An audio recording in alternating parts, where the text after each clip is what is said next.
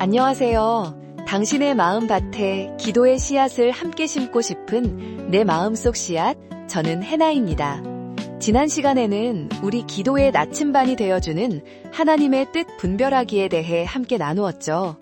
말씀과 성령의 인도, 그리고 공동체의 지혜를 통해 우리는 조금 더 자신감을 가지고 하나님의 뜻을 향해 나아갈 수 있게 되었습니다. 그런데 어쩌면 우리를 깊은 좌절감에 빠뜨리는 순간은 바로 하나님의 뜻이라고 믿고 간절히 기도했는데도 불구하고 아무런 응답이 없는 것처럼 느껴질 때일 거예요. 처음에는 간절함으로 시작했던 기도가 시간이 지나면서 점점 의심으로 바뀌고, 의심은 원망으로, 원망은 결국 기도를 포기하게 만드는 무기력함으로 이어지기도 하죠. 하나님이 내 기도를 정말 듣고는 계신 건지, 아니면 나를 잊어버리신 건 아닌지 하는 외로운 마음과 공허함, 아마 많은 분들이 이런 경험을 해보셨을 거예요. 그래서 오늘은 이 힘들고 어려운 주제, 응답 없는 기도에 대해 솔직하게 이야기 나눠보려고 해요.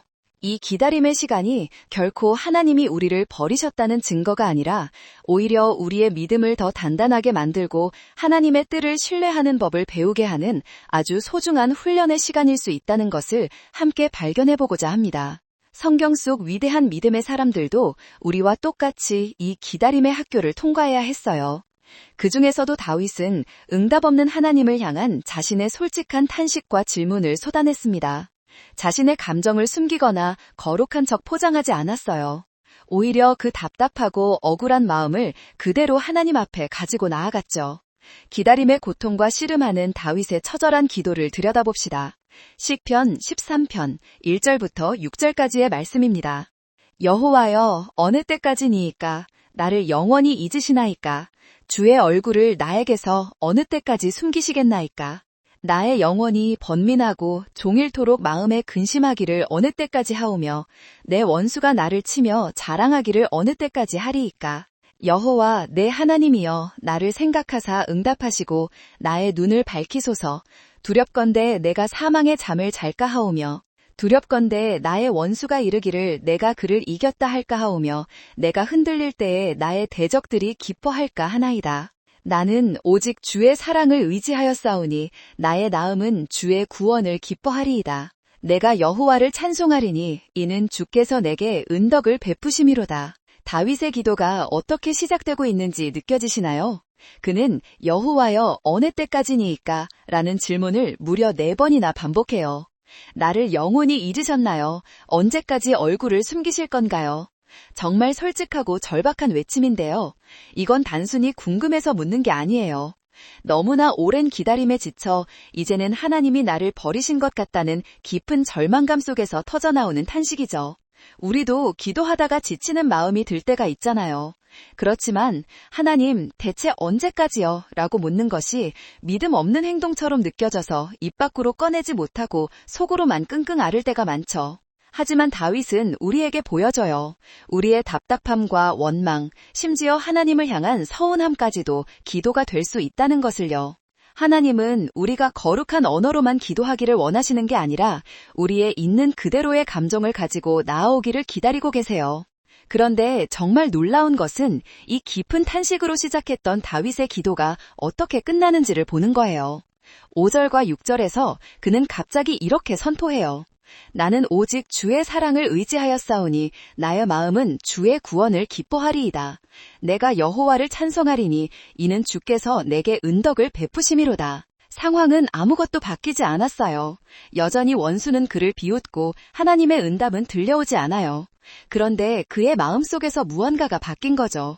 탄식과 의문으로 가득 찼던 다윗의 시선이 그가 처해 있는 상황에서 하나님의 성품으로 옮겨간 거예요. 그는 지금 당장의 현실이 아니라 과거에 자신에게 베푸셨던 하나님의 변함없는 사랑과 은혜를 기억하고 그것을 믿음의 근거로 삼아 아직 오지 않은 미래의 구원을 미리 기뻐하고 찬송하기로 결단하고 있는 거예요. 이것이 바로 기다림의 시간을 통과하는 중요한 비밀입니다. 하나님의 침묵은 우리에게 거절의 사인이 아니라 신뢰를 배우라는 초대일 수 있어요. 아무것도 보이지 않고 들리지 않는 이 상황 속에서도 여전히 하나님을 믿을 수 있는지 물으시는 거죠. 우리의 기도가 단지 응답이라는 결과물을 얻어내기 위한 수단이 아니라 응답과 상관없이 거룩하신 하나님 한 분만으로 만족하는 관계로 깊어지도록 우리를 초대하시는 거예요. 어쩌면 하나님의 침묵이 전하는 안 된다나 기다려라는 우리가 구한 것보다 훨씬 더 좋은 것을 주시기 위한 그분의 사랑의 표현일지도 몰라요. 당장 눈앞에 사탕을 달라고 떼쓰는 아이에게 조금 뒤에 있을 근사한 저녁 식사를 위해 안 되라고 말하는 부모님처럼요. 우리는 너무나 근시안적이어서 지금 당장 필요한 것만 보지만 하나님은 우리의 과거와 현재, 미래를 모두 아시는 분이시기에 우리에게 가장 완벽한 때에 가장 완벽한 방법으로 응답해 주실 것을 믿어야 해요. 그래서 응답 없는 기도의 시간은 버려지는 시간이 결코 아닙니다. 오히려 우리의 믿음의 근육이 단단하게 만들어지는 시간이에요. 조급함이라는 불순물이 빠져나가고 인내라는 순금이 남는 시간이기도 하고요. 내 힘으로는 아무것도 할 수 없음을 철저히 깨닫고 오직 하나님만을 의지하게 되는 거룩한 시간이기도 하고요. 혹시 지금 오랜 기다림에 지쳐 기도를 멈추고 싶은 마음이 드시나요?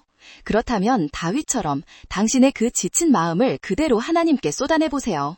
그리고 잠시 눈을 감고 지금까지 당신의 삶에 베푸셨던 하나님의 작은 은혜들을 떠올려보세요. 잊고 있던 감사의 제목들을 하나씩 기억해내는 거죠. 그리고 그 변함없는 사랑에 근거해서 아주 작은 목소리로라도 이렇게 고백해보는 건 어떨까요? 하나님, 지금은 아무것도 보이지 않지만 결국 주님께서 가장 좋은 것을 주실 줄 믿고 찬양합니다. 이제 이 모든 묵상을 담아 함께 기도하겠습니다. 제가 먼저 기도하면 마음으로 따라오시거나 당신의 언어로 기도하셔도 좋습니다. 신실하신 하나님 아버지, 오늘도 주님의 이름으로 나아갑니다. 주님, 솔직히 고백합니다. 제 기도가 응답되지 않는 것 같아 제 마음이 너무나 지치고 힘이 듭니다. 주님께서 저를 잊으신 것은 아닌지, 제 기도를 듣고는 계신지 의심과 낙심이 파도처럼 밀려옵니다. 어느 때까지니까 라고 부르짖었던 다윗의 기도가 바로 제 기도입니다. 주님, 이 솔직한 탄식을 외면하지 마시고 긍휼히 여겨 주옵소서. 아버지, 이 기다림의 시간 속에서 제 믿음이 흔들리지 않게 붙들어 주옵소서. 제 시선이 문제와 상황에만 머무르지 않게 하시고 영원히 동일하신 주님의 신실하신 성품을 바라보게 하여 주옵소서. 지금까지 제 삶에 베풀어 주신 수많은 은혜를 기억하게 하시고 그 사랑에 근거하여 주님의 응답을 신뢰하게 하옵소서. 이 침묵의 시간이 제 믿음의 뿌리를 더 깊이 내리고 인내를 단련하는 축복의 시간이 되게 하여 주옵소서. 결국 모든 것을 합력하여 가장 선한 길로 이끄실 것을 믿습니다. 우리의 기도를 들으시고 가장 좋은 길로 인도하시는 예수님의 이름으로 기도드립니다. 아멘. 오늘 함께한 기도의 씨앗이 당신의 삶에서 아름다운 열매 맺기를 소망합니다. 다음 트랙에서는 기다림을 넘어 담대함으로 구하라, 찾으라, 두드리라고 하신 예수님의 약속을 붙들고 기도하는 법에 대해 함께 나누겠습니다. 함께 해주셔서 감사합니다.